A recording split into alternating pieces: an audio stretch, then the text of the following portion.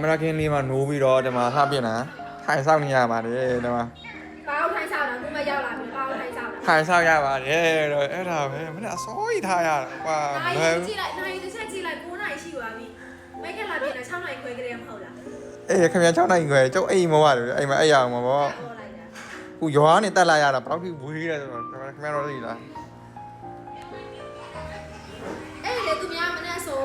လာပြီးတော့ပြင်ရတယ်သူကကြတော့အခု9နာရီမှရောက်လာပြီးတော့အခုမှဟိုဗာလဲလာပြီးတော့ဟိုလာလေးပါလေလောက် အမေသူရမ်းလာနေမှာလားသူအရမ်းလာနေမှာလား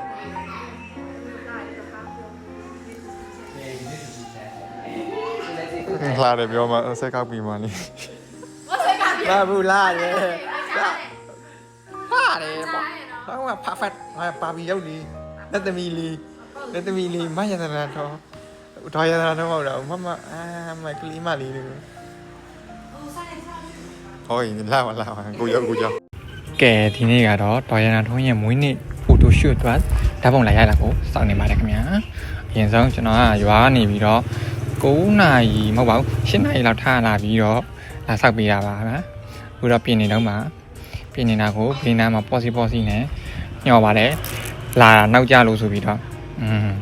မိမတွေကတမျိုးနော်ဆောက်ပေးရတာသူလိုချင်တဲ့ပိုင်းရောင်အင်ဂျီနဲ့သူလိုချင်တဲ့မိတ်ကပ်သူလိုချင်တဲ့ဘောလုံးဘူပေါင်းတွေရောရှာပြီးတော့တွားယူရပါတယ်ဒါထိုင်ဆောက်နေသူ့ရဲ့မင်းသားကျော်လေးသူရဆဆပါခင်ဗျာအားလဲဒါကပြင်လို့မပြီးသေးပါဘူးစပင်ပြင်ဖို့ကြံနေပါတယ်အဲ့ဒါကိုထိုင်ဆောက်နေရပါတယ်ခင်ဗျာသူကကြတော့နောက်မှာပဲပေးအကိုကကြတော့ရှေ့မှာရုပ်ခံနဲ့ထိုင်နေတာပေါ့ဗျာအမေပဲဆိုလို့လေမွေးနေ့ကတော့30ရက်နေ့မှာမွေးနေ့ကဒီနေ့ကျတော့ဖိုတိုရှူလေးကြိုရိုက်ပြီးတော့ဒီ30ရက်နေ့မှာတင်ပေးပါမယ်ခင်ဗျာဟုတ်ကဲ့ပါခဏနေကြရင်ဖိုတိုရှူသွားပါတော့မယ်ဖိုတိုရှူမှာဘယ်လိုတွေရိုက်မလဲဆိုတာကိုနောက်ဗီဒီယိုမှာကျွန်တော်ဆက်ပြပါမယ်ခင်ဗျာဒါကကြတော့စတူဒီယိုထဲမှာရိုက်တဲ့ဖိုတိုရှူတွေပါတယောက်တည်းမကြည့်ပါနဲ့အားကြနေမှာဆိုလို့ပါစတာပါဗျာနှစ်ဖူးလေးနန်းလိုက်ပါးလေးနန်းလိုက်နဲ့ဒါဖိုတိုရှူပေါ့နော်ကျွန်တော်နဲ့ရိုက်တဲ့ပုံကကြတော့2ပုံပဲရပါတယ်သူတယောက်တည်းပုံကကြတော့